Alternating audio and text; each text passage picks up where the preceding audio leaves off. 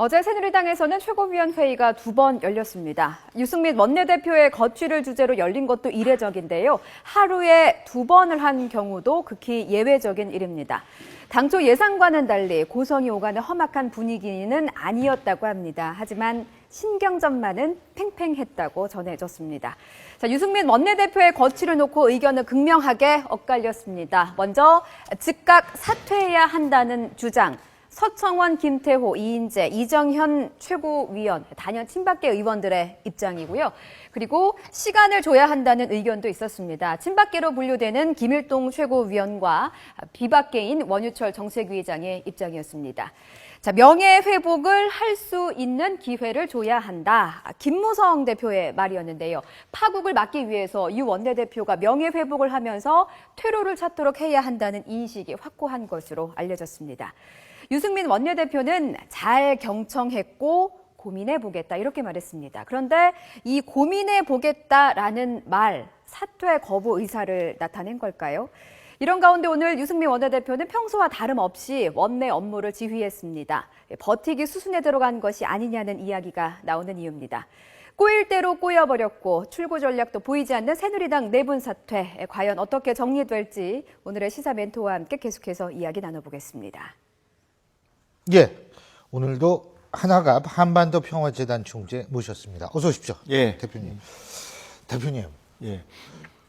유승민 원내대표 어떻게 해야 돼요? 만일 대표님이 유승민 원내대표의 입장이라면 어떡하시겠어요? 글쎄요. 생각 안 해봤는데요. 근데 이런 것이 있는 것 같아요. 원내대표가 결정적으로 자관 국회 운영에 잘못이 있었다. 네. 그러니 이 정부 여당의 입장에서는 이걸 용납할 수 없다.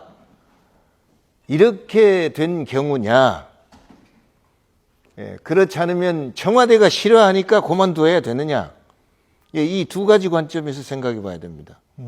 그런데 지금까지 부각된 것은 청와대가 싫어하니까 그만둔다 이겁니다.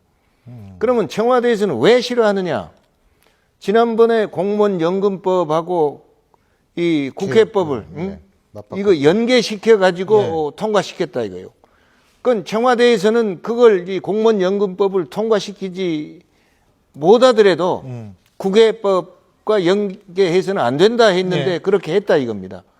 그러니까 이 당청 조율도 거부하고 원내대표 독단으로 했다 이겁니다. 그러니까 청와대에서 볼 때는 앞으로 사사건건 이런 일이 생겼을 때 말이요. 우리는 어떻게 여당으로서 말이지 이 한 몸이라고 말할 수 있겠느냐. 그래서 이런 사태가 왔습니다. 그러나 또 대통령 입장에서는 5년간 이 정부를 책임진 입장에서 이제 보다 더 많은 혜택을 국민들한테 업적을 쌓아서 드리고 싶은데 이게 원내대표가 제대로 이 협력 안 해주면 못한다 이거예요. 그러니까 여기서 말입니다. 다시는 이런 일이 없도록 할 수 없을 바에 또 언제 재범할지 모르니까 그만둬야 되겠다 이런 거고. 그러니까 이 원내대표를 좀 동정하는 입장에서는 아니, 대통령이 말이요. 더 큰 일을 바라보고 말이요. 남북 문제에 대해서 세계적인 외교를 통해서 여야를 압도하는 그런 정치 실적을 남겨야지. 원내대표를 상대로 그렇게 하는 것은 조금 잘게 보는 거 아니냐 또 이런 생각을 합니다. 그러나 저는 여러 말 필요 없어요. 큰 권력하고 작은 권력하고 부딪혔을 때 어느 쪽이 깨집니까? 작은 권력이 깨집니다. 작은 권력이 깨져요. 그 어느 쪽에 잘못이 있냐? 그건 다음 문제입니다. 안 그렇습니까? 맞습니다. 그리고 결국 이 김무성 대표도 이제 공무원연금법하고 국회법이 통과될 때 원내대표하고 같이 박수 치고 말입니다. 환영한 거요. 그랬는데 왜 원내대표한테만 관여가 되고 말이요. 또 이 당 대표는 비껴 있는가? 이건 이 관역을 두 군데 둘 수 없는 거 아닙니까? 그래서 앞으로 또 이런 일이 재발할 가능성도 있어요. 제가 볼 때. 또 재발할 가능성. 그럼요. 다른 대표도, 대상으로. 그렇죠. 아니 예를 들면은 다른 원내대표하고 관계가 이제 정립이 됐다 합시다. 그만두든지 하고 하니. 그러면 그 다음에 이제 또 잘못이 있으면 당 대표한테 그 책임이 갑니다. 그렇기 때문에 지금 여당이 국민을 걱정하고 야당을 대화의 장으로 끌어내서 여당의 배경을 빌려 가지고 말이죠. 이 국정이 제대로 돌아가게끔 입법 활동을 예. 하게끔 보조를 받아야 될 청와대 입장에서 이제 여야끼리 싸우게 돼 있으니 말이에요. 이 국민이 볼 때도 얼마나 이거 참 딱한 일입니까? 예. 알겠습니다. 어쨌든 그러면 유승민 원내대표는 직접 어떻게 생각하는지 유승민 대표의 발언 들어보고 얘기 계속 나눠보겠습니다. 제가 오늘 최고위원님들 말씀을 잘 들었고, 제가 경청을 했고, 예, 제가 더 생각해 보겠다, 이렇게 말씀드릴 그게 전부입니다. 무견통일 안 됐으니까, 제가 뭐, 누가 어떤 말이든 저 말을 아끼는 게 좋겠습니다.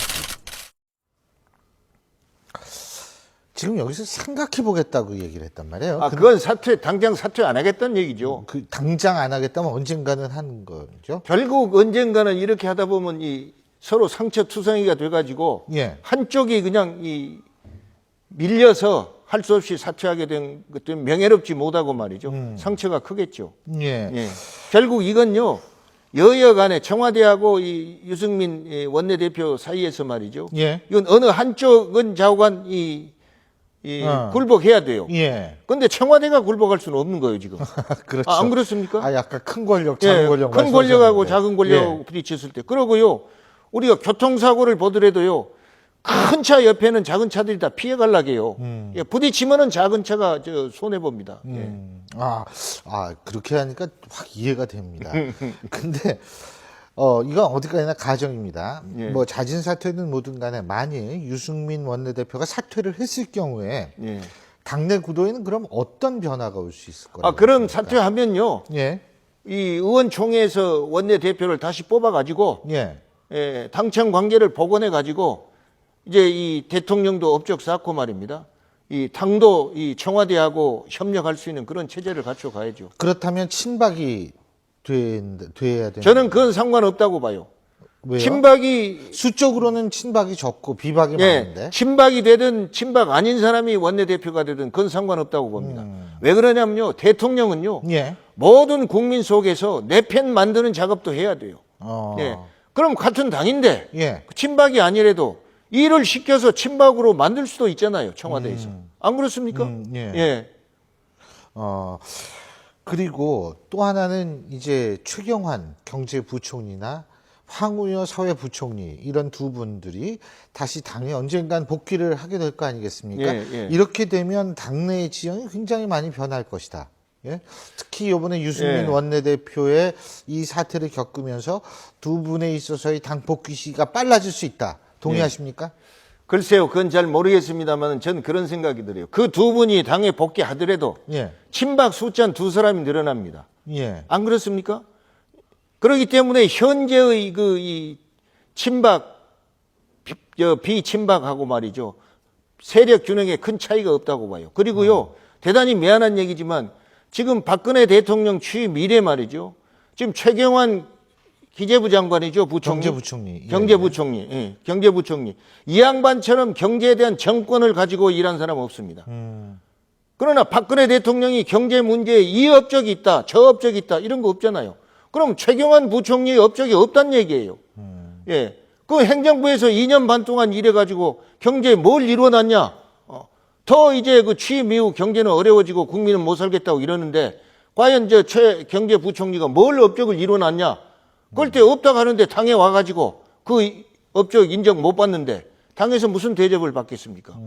지금요, 제가 볼 때는 친박의 좌장이 서청원 대표라고 하는데 서청원 대표만큼 이 경험이 많고 말입니다. 예. 예, 그리고 또 이제 의리도 알고 예. 그런 분 몇 안 되잖아요. 없죠. 예, 그래도 친박을 끌고 가서 말입니다. 비박하고 대항하는데 항상 열세거든요. 예. 그러니까 이제는요, 대통령이 야당도 그렇게 다루어야 됩니다. 이 친박, 비친박 나누지 말아야 돼요. 예. 그리고요, 이 여당이 공천 방식을 이 김무성 대표가 얘기한 것처럼 국민 경선제로 해버리면요, 친박, 비친박 아무 의미가 없습니다. 안 그렇습니까? 공천에 말이죠. 예. 그리고 이 친박, 비친박 이렇게 있다 하더라도 공천권이 당에 있다 하면은 이제 대통령이 간접적으로 영향을 미칠 수 있다. 이렇게 되죠. 그러니 친박이 늘어날 수 있겠죠. 예. 그런데 공천 방식이 국민 경선이 된다 하면 지역에 가서 공천 받아야 되는데 왜 청와대 쳐다보고 왜 대표 쳐다봐야 됩니까? 그렇기 때문에 저는요, 여야 간에 이거 합의 볼 수 있으면 좋고 아주 법으로 공천에 관한 법을 만들어 버려야 돼요. 그래서 중앙선거관리위원회에서 그걸 이제 운영하도록 말입니다. 책임지고. 이렇게 해놓으면은 어느 정당이든 개파가 필요 없잖아요. 예. 개파가 필요 없어요. 그리고 대통령도 말입니다. 결국 이 대통령 만들기 위해서 당의 공천을 받아가지고 당원들이 노력해 줬는데 그렇게 되면은 업적을 쌓았을 때 유리한 점이 뭐냐? 내가 지역에 가서 당선되는데 보탬이 되고 또 요 다음에 우리가 정권 잡으니 국민을 위해서 좋은 정치할 수 있다 이거예요. 이런 방향으로 정책 경쟁, 좋은 정치 경쟁 이걸 해나가야지. 지금 이렇게 뭐 친박이니 비박이니 이런 건 나눠가지고 말이에요. 네 편 내 편 갈리고 말이요.